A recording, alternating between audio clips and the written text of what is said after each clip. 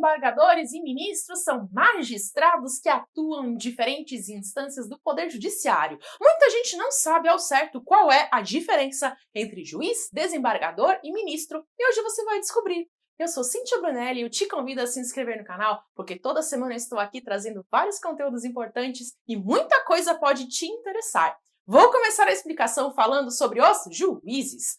Os juízes atuam na primeira instância, proferindo sentenças nas causas que tramitam nas subseções ou nas comarcas. Chamamos de subseção quando for justiça federal e comarca quando for justiça estadual.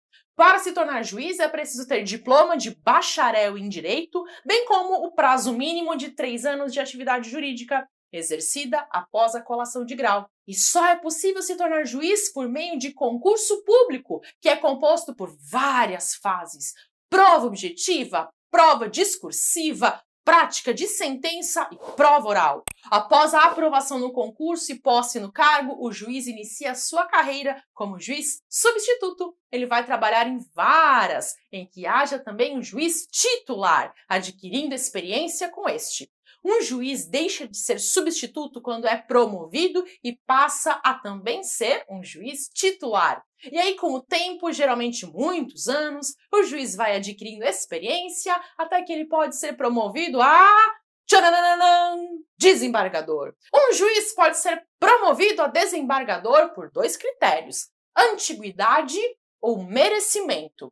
Os desembargadores trabalham na segunda instância, em tribunais, revisando as decisões dos juízes. Vou mencionar alguns exemplos de tribunais de segunda instância: Tribunal de Justiça, TJ, Tribunal Regional Federal, ou TRF, e Tribunal Regional do Trabalho, TRT.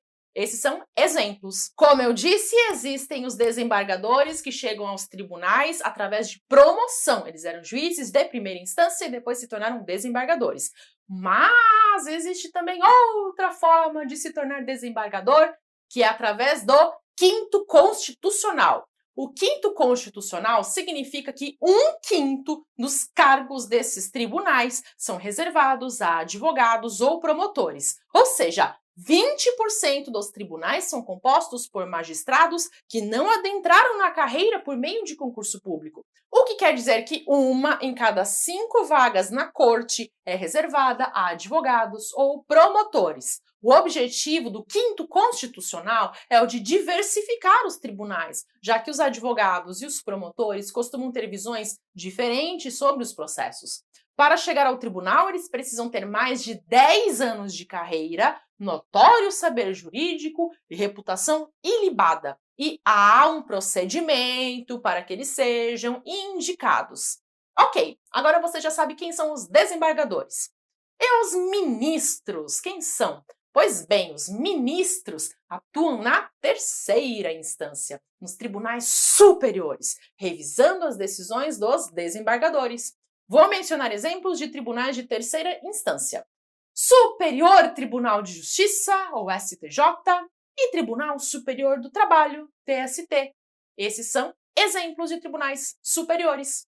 A forma de chegar a um tribunal superior é a seguinte: ou você é um desembargador e aí vira ministro, ou você é advogado ou promotor. E em alguns tribunais superiores, a reserva de vagas para advogados e promotores é ainda maior. Não é apenas 1/5, ela pode chegar até a 1/3 das vagas, como é o caso do STJ. No STJ, 1/3 dos ministros era antes desembargador do TRF, 1/3 era desembargador do TJ e 1/3, dividido em partes iguais, eram antes advogados ou promotores. Para chegar aos tribunais superiores, é preciso ter nomeação pelo presidente da República. Ok, Cíntia, tá faltando alguém nessa história. E o Supremo Tribunal Federal, ou STF, como é que ele fica nisso tudo? O STF fica acima de todos os tribunais, agindo em situações que envolvam lesão ou ameaça à Constituição Federal.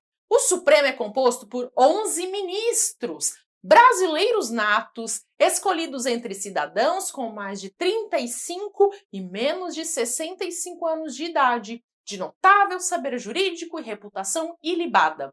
Eles são nomeados pelo presidente da República depois de aprovada a escolha pela maioria absoluta do Senado Federal.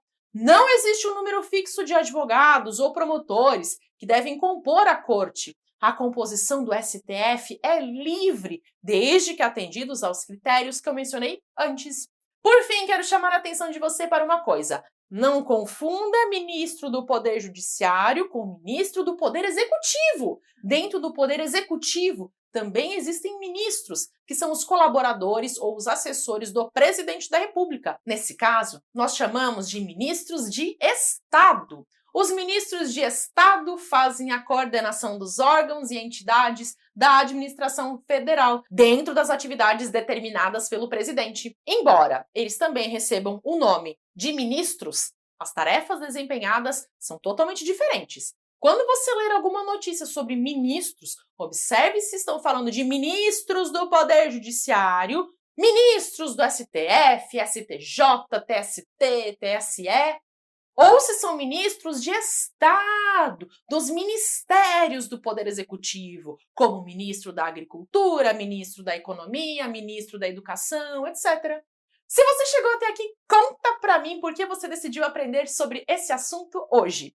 No meu ponto de vista, esse é um tema que todo mundo deveria saber. Muitas notícias nos meios de comunicação falam sobre juízes, desembargadores e ministros, mas a maioria das pessoas, infelizmente, não tem a menor noção das diferenças entre os cargos. Essa noção de como funcionam os poderes e quem são os integrantes dos cargos é fundamental para que alguém possa se considerar, de fato, um cidadão. Ter o esclarecimento é o primeiro passo, o primeiro de muitos, para que alguém se sinta mais seguro e confiante ao ler uma notícia, entendendo o que está sendo lido. A verdade que muita gente não sabe é que pessoas que não têm uma mínima noção de como funciona o país são mais facilmente usadas como massa de manobra na mão de políticos inescrupulosos e pessoas de pouco caráter em geral, não só políticos, mas também no seu próprio trabalho, na sua vida pessoal, pessoas que não têm noção do direito são mais manipuláveis. Porque o primeiro passo para alguém poder tomar realmente alguma atitude diante de uma irregularidade ou de uma injustiça é simplesmente saber que aquilo ali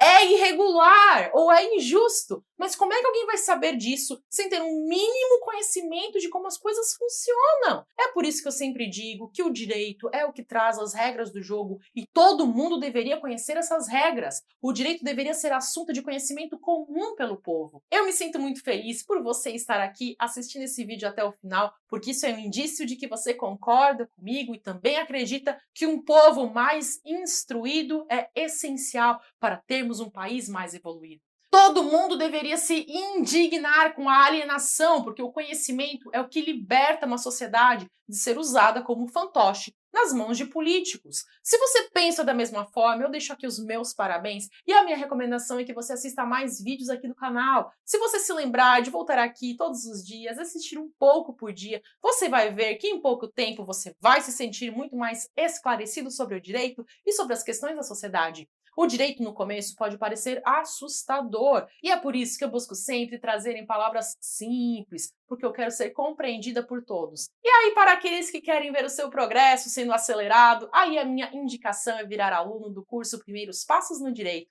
que é o curso em que eu trago os conteúdos básicos do direito, começando do zero, mesmo que a pessoa não tenha noção de nada, ou tenha começado há pouco tempo, mas queira ter uma evolução mais rápida. O curso traz as noções iniciais de direito de um jeito bem fácil de entender e, ao mesmo tempo, bastante aprofundado. Posso dizer que você vai amar e vai querer devorar o curso para assistir tudo quanto antes. Vou deixar o link na descrição do vídeo e aí você pode clicar e ver as informações para virar aluno ainda hoje.